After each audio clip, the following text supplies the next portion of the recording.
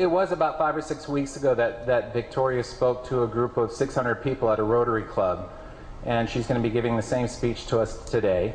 And I saw it, I think a week or so after it hit the web, it started going around, and so I quickly got on the phone and talked with her dad Zane and invited them here. And so we have a very special treat. So Victoria, come on up, do your thing. Go up.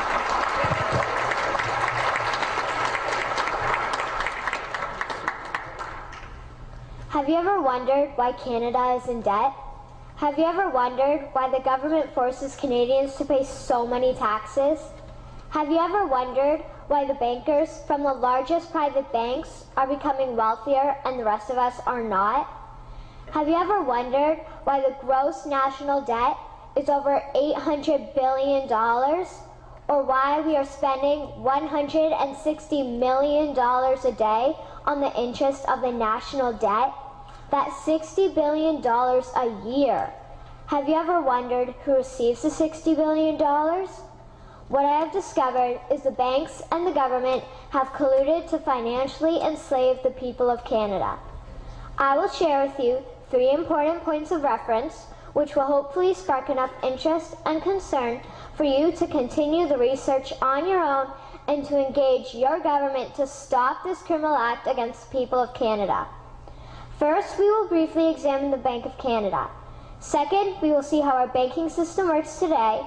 And lastly, I will offer a viable solution that we can petition our government to implement. A very little known figure in Canadian history is J.L. Gradon McGeer. He was a lawyer, Member of Parliament, and Mayor of Vancouver. His contribution to Canada is probably the greatest in our history. He championed the creation of the National Bank of Canada, whose sole purpose is to create and manage Canada's money.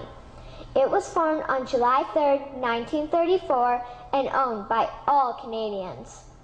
Until the 1970s, because of the Bank of Canada, Canada's national debt was held at a constant, manageable level, until the government decided to implement what we now have as our modern-day banking system that is robbing the Canadian people. So how are they robbing us? Allow me to explain how our private banks and government work today. First, the Canadian government borrows money from the private banks. They then lend the debt-based money to Canada with compounded interest. The government then continues to increase taxation of Canadians year after year in order to pay back the interest on the exponentially growing national debt. What results is inflation, less real money for Canadians to spend into our economy, and the real money being used to pad the pockets of the banks. Also, the government gave the banks the ability to loan out money that doesn't exist in the form of loans. When a bank gives you a mortgage, which literally means a death pledge, or a loan, they don't actually give you money. They click a key on a computer and generate the fake money out of thin air. They don't actually have it in their bank vaults. Presently, the banks only have $4 billion on reserve, but they have loaned out over $1.5 trillion. To quote Graham Towers, each and every time a bank makes a loan, a new bank credit is created. New deposits, brand new money. Broadly speaking, all new money comes out of a bank in the form of loans. As loans are debt, then under the present system, all money is debt. What I find interesting is even Jesus, in Matthew 21, drove out the money changers in the temple because they were manipulating the currency to steal money from the people. The private banks are just like the money changers in Matthew 21. They are defrauding and robbing the people of Canada, thus their freedom, and they need to be stopped. How should the banking system work?